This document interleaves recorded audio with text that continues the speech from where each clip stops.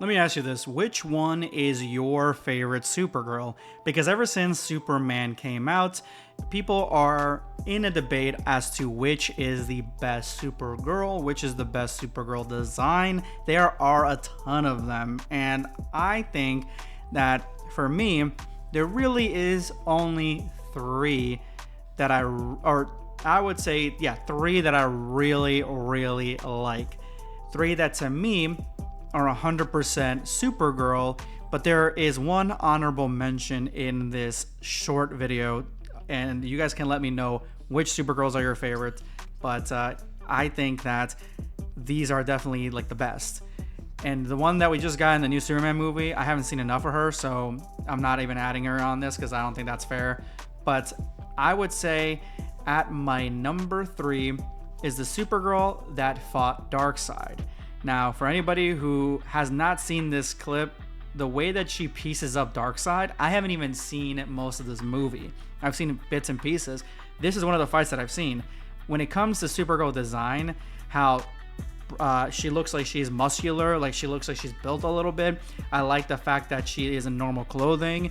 I think the one thing that is really striking that fits very well with this design is that she's extremely dark, like really tan, which I feel like for two characters that really like the sunlight, and the sun gives them their power, it makes sense for even Superman to be tan. But for Supergirl to be tan in this show like this makes complete sense. Bleach blonde, tan.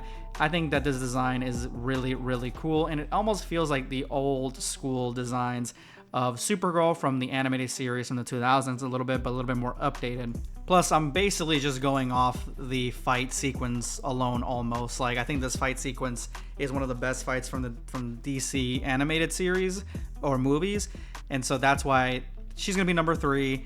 Number 2 is absolutely going to be the one from My Adventures with Superman, because not only does she, in just civilian attire, is dressed exactly to the T, cosplaying Android 18, looks identical to her, but then she gets a really cool, almost Tron-inspired design when you show that she's basically part of the Viltrumite Empire. Like, she is a Viltrumite, she's almost like they're Viltrumites, like the Kryptonians are like Viltrumites in this show. They are evil, similar to the new Superman movie where they're there to conquer the planet. That's essentially the same thing in the My Adventures of Superman show, and this outfit's really, really cool. I like how goofy she is. I like how serious she can be.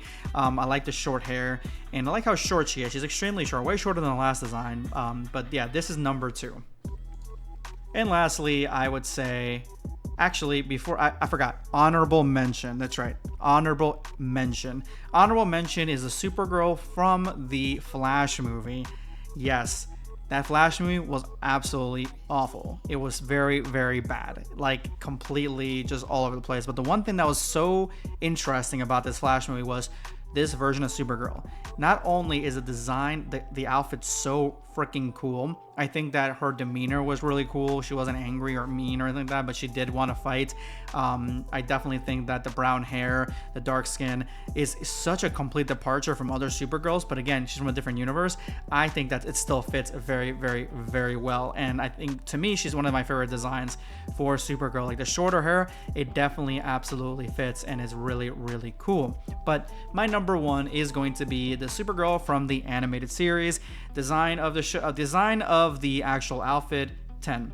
She looks like what her name is, Supergirl. She's got the headband, she's got the white shirt, the skirt, everything looks like she would, it feels like this is like she's going to Superman Academy, almost like this is like a schoolgirl outfit.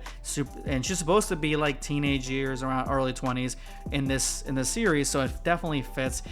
It's really cool that she goes out of her way to try to to even be more of a superhero, and do her own missions.